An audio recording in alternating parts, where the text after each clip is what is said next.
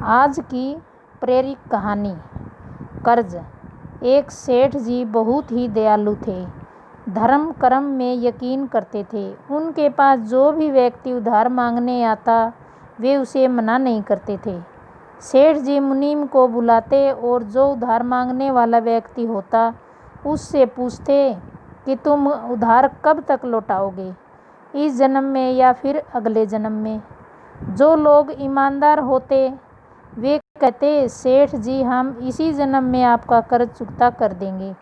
और जो कुछ लोग ज़्यादा चालाक व बेईमान होते थे वे कहते थे, सेठ जी हम आपका कर्ज अगले जन्म में उतारेंगे।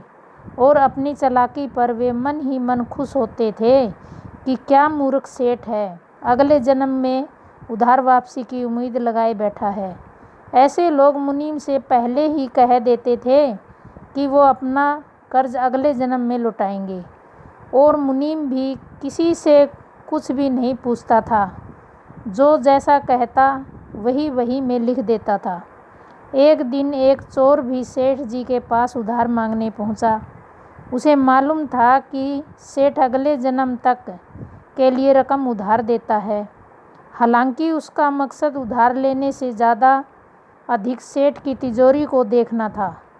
चोर ने सेठ से कुछ रुपए उधार मांगे। सेठ ने मुनीम को बुलाकर उधार देने को कहा। मुनीम ने चोर से पूछा, भाई इस जन्म में लौटाओगे या अगले जन्म में? चोर ने कहा, मुनीम जी मैं यह रकम अगले जन्म में लौटाऊंगा। मुनीम ने तिजोरी खोलकर उसे पैसे दे दिए। चोर ने भी तिजोरी देख ली और तय कर लिया कि इस मूर्ख सेठ की तिजोरी आज रात में ही उड़ा दूंगा। वो रात में ही सेठ के घर पहुंच गया और वहीं भैंसों के तबेले में छिपकर सेठ के सोने का इंतजार करने लगा। अचानक चोर ने सुना कि भैंसें आपस में बातें कर रही हैं और वह चोर भैंसों की भाषा ठीक से समझ पा रहा है। एक भैंस ने दूसरी भैंस से पूछा, तुम तो आज ही आई हो ना बहन? उस भैंस ने जवाब दिया, हाँ आज ही सेठ के तबेले में आई हूँ। सेठ जी से पिछले जन्म का कर्ज उतारना है। और तुम कब से यहाँ हो? उस भैंस ने पलट कर पूछा। तो पहले वाली भैंस ने बताया, मुझे 3 साल हो गए हैं बहन। मैंने सेठ जी से कर्ज लिया था, यह कहकर कि अगले जन्म में लौटाऊंगी। सेठ से उधार लेने के बाद जब मेरी मृत्यु हो गई तो मैं भैंस बनकर आई हूँ, सेठ के तबेले में चली आई।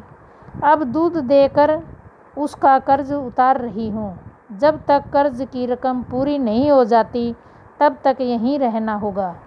चोर ने जब उन भैंसों की बातें सुनी तो होश उड़ गए और वहाँ बंधी भैंसों की ओर देखने लगा।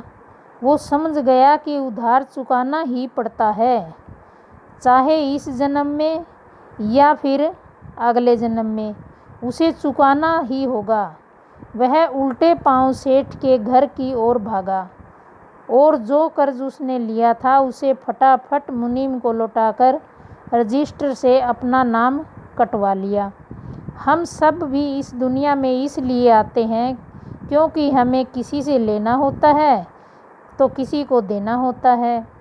इस तरह से प्रत्येक को कुछ न कुछ लेने देने के हिसाब चुकाने होते हैं। इस कर्ज का हिसाब चुकाना करने के लिए इस दुनिया में कोई बेटा बनकर आता है, कोई बेटी बनकर आती है, कोई पिता बनकर आता है तो कोई माँ बनकर आती है, कोई पति बनकर आता है तो कोई पत्नी बनकर आती है, कोई प्रेमी बनकर आता है तो कोई प्रेमिका बनकर आती है, कोई मित्र बनकर आता है तो कोई शत्रु बनकर आता है, कोई पड़ोसी बनकर आता है तो कोई रिश्तेदार बनकर आता है। चाहे दुख हो या सुख हो, हिसाब तो सबको ही देने होते हैं। अगर वीडियो अच्छी लगी तो लाइक करें, शेयर करें, सब्सक्राइब करें ताकि वीडियो की नोटिफिकेशन सबसे पहले आप तक पहुँचे। सदैव प्रसन्न रहिए, जो प्राप्त है पर्याप्त है। Thank you.